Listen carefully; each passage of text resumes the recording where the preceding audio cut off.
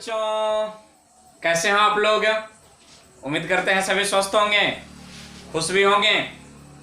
तो आइए बड़ी लंबे वैकेशन के बाद हम लोग पुनः प्रारंभ कर रहे हैं बायोलॉजी क्लास 12 को कंटिन्यू करते हुए ह्यूमन रिप्रोडक्शन लेक्चर 02 आज होने वाले हैं।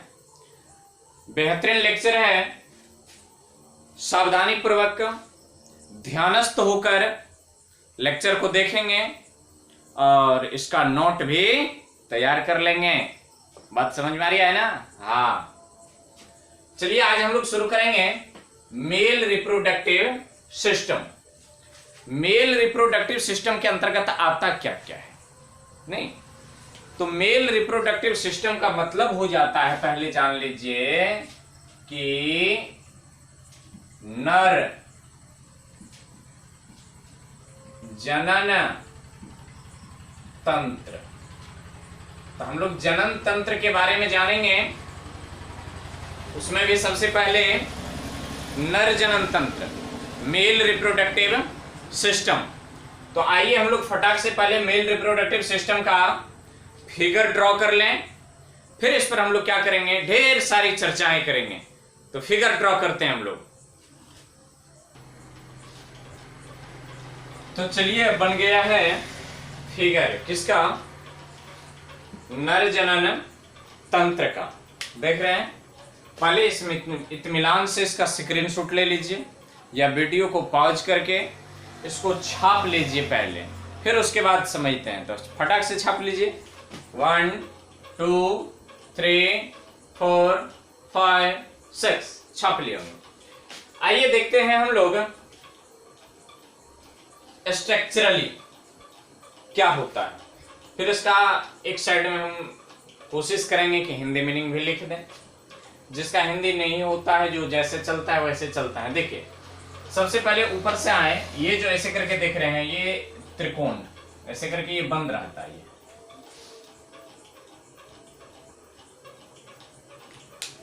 देख रहे हैं ऐसे करके, ये यहां से यहां से यहां से यहां से ये चला है ऐसे करके।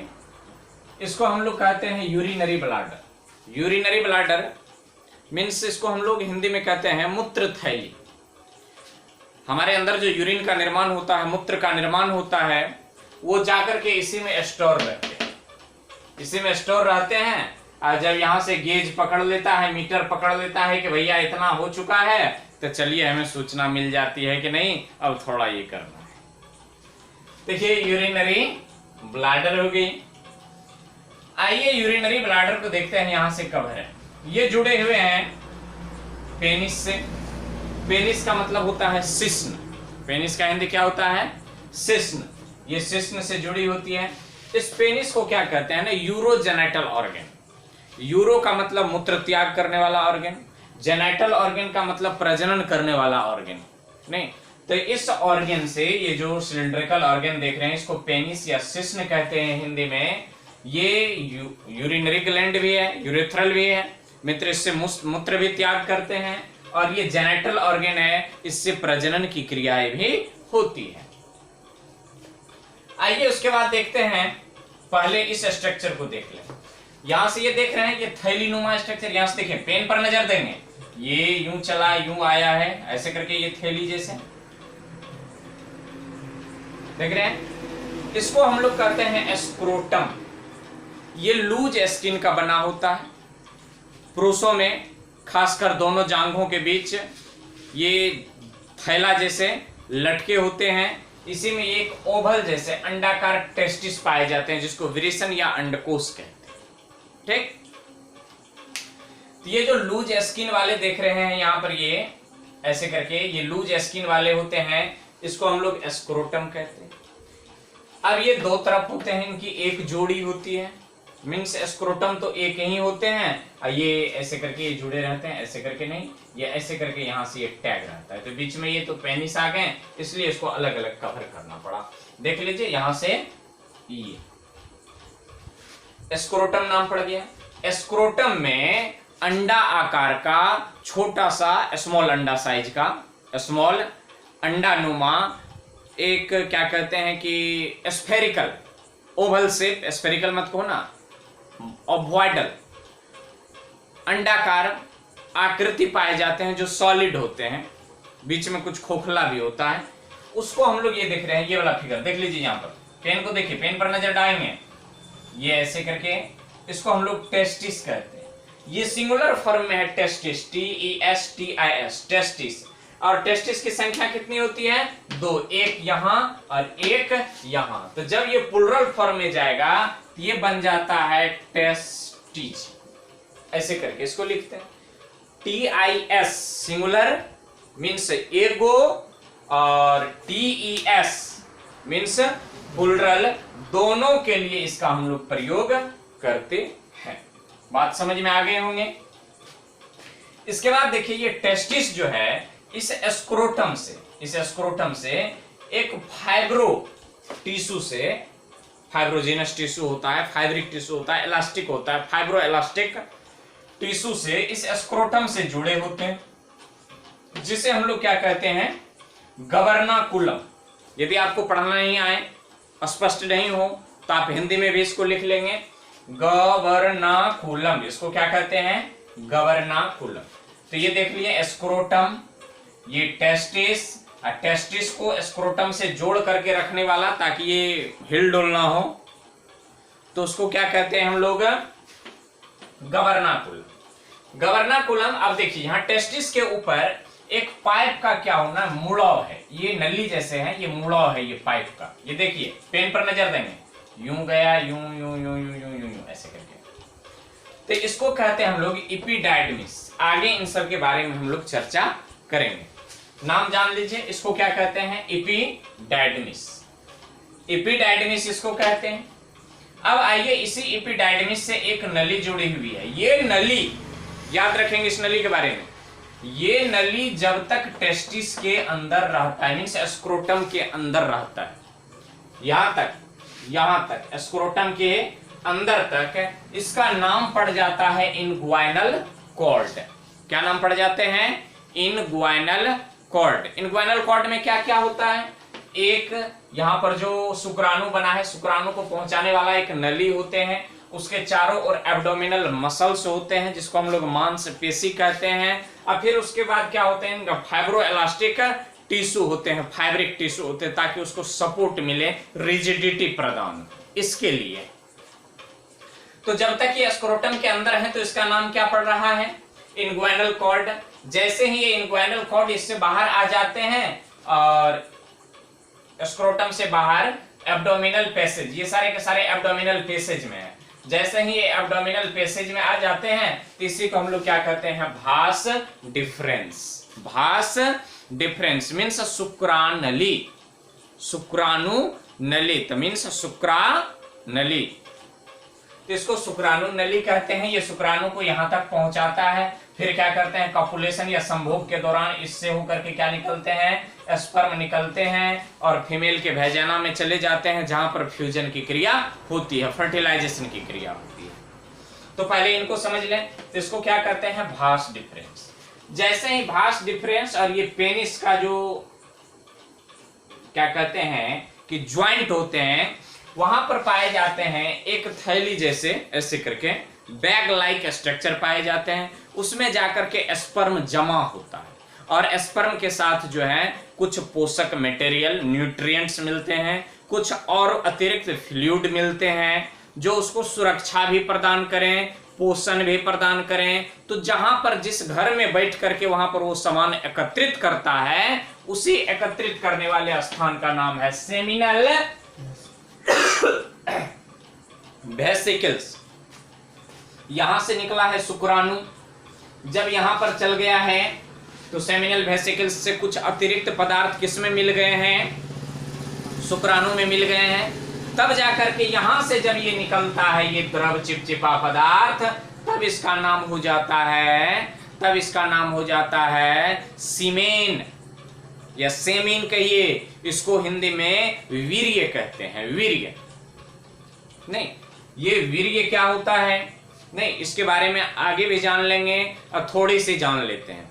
क्या कहते हैं, बहुत सारे में सुने होंगे, बहुत सारे बॉयज में क्या होते हैं, उनको स्वप्न दोष हो जाते हैं।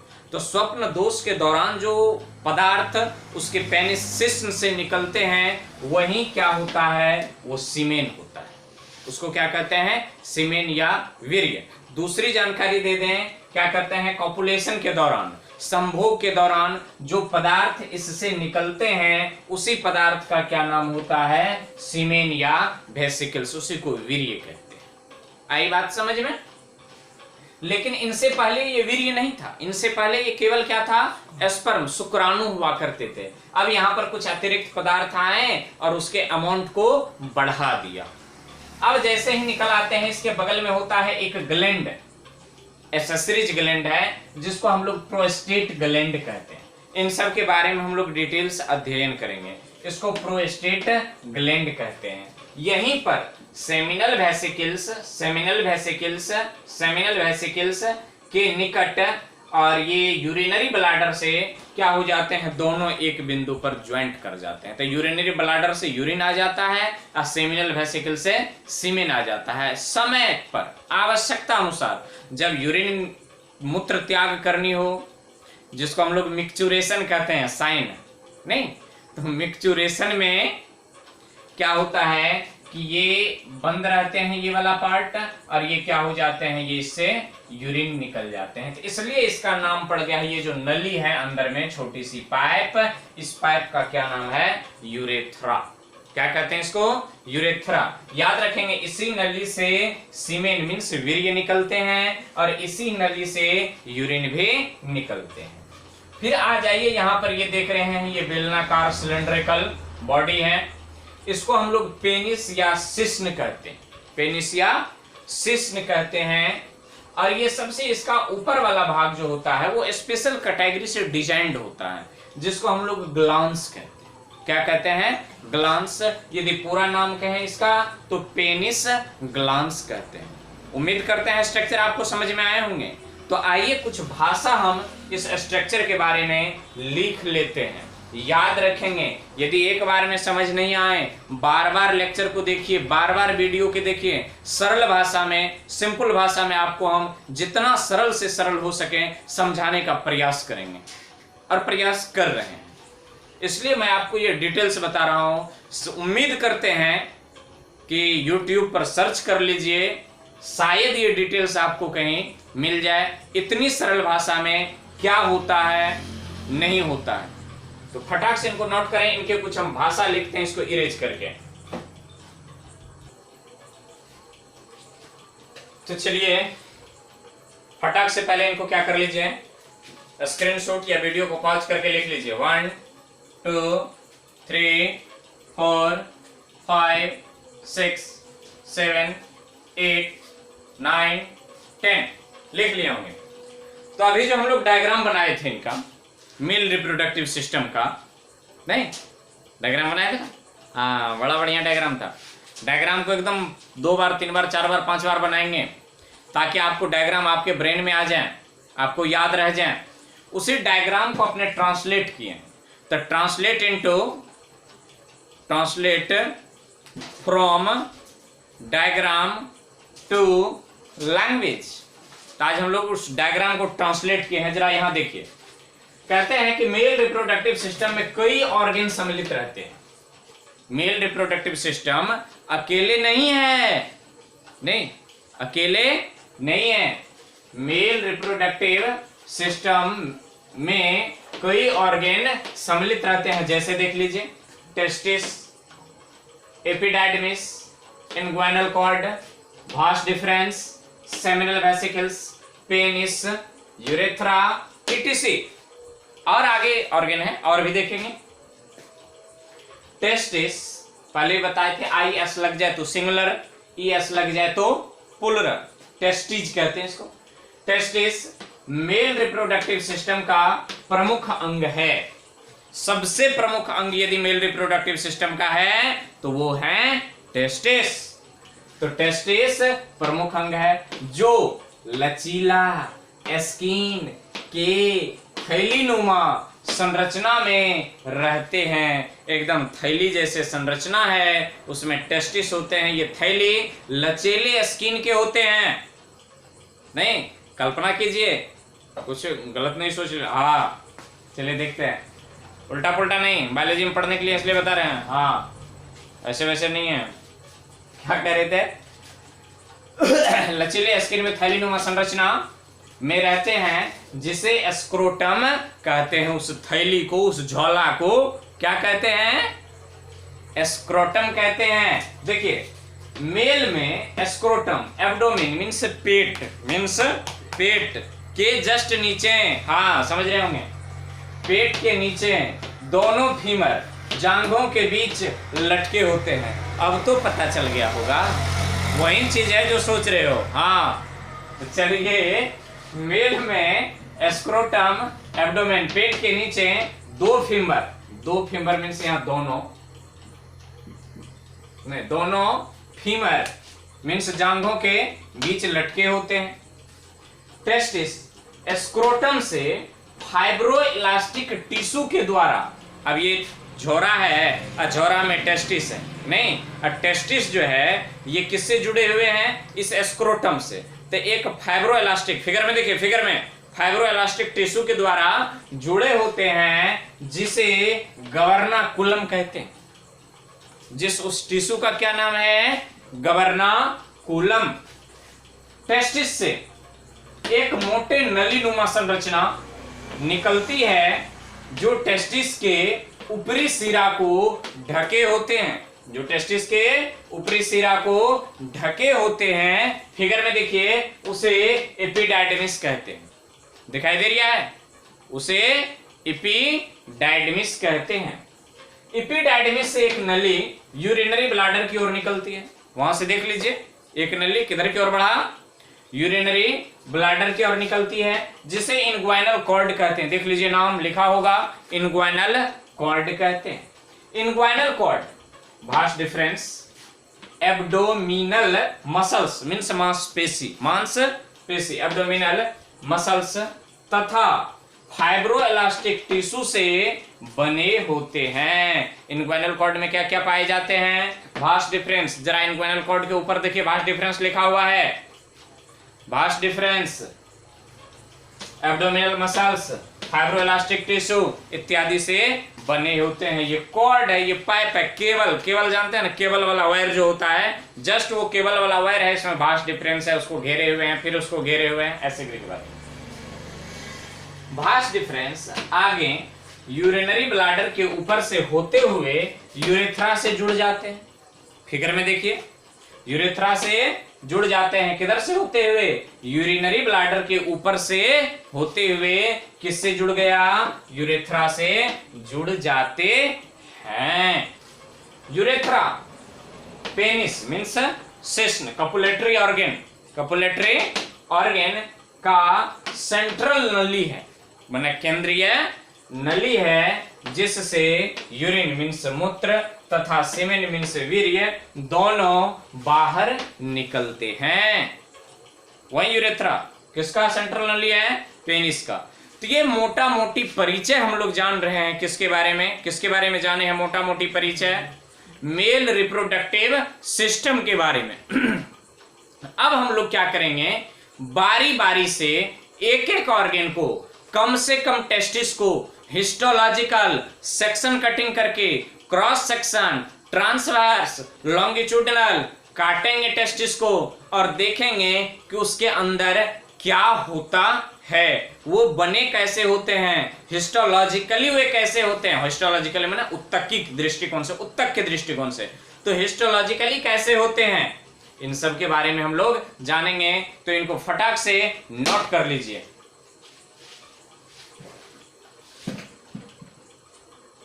उम्मीद करते हैं इनको छाप लिए होंगे।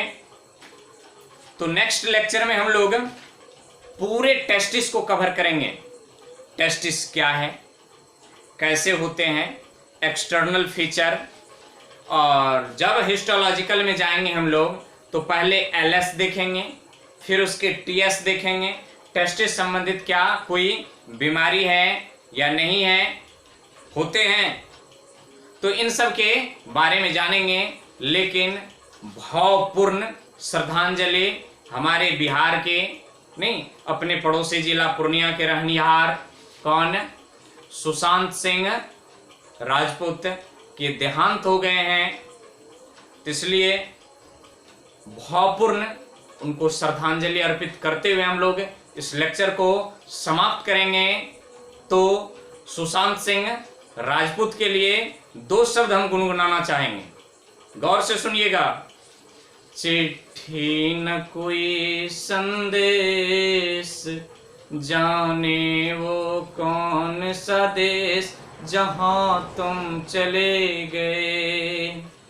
चिट्ठी न कोई संदेश, जाने वो कौन सा देश, जहां तुम चले गए, कहाँ तुम चले गए।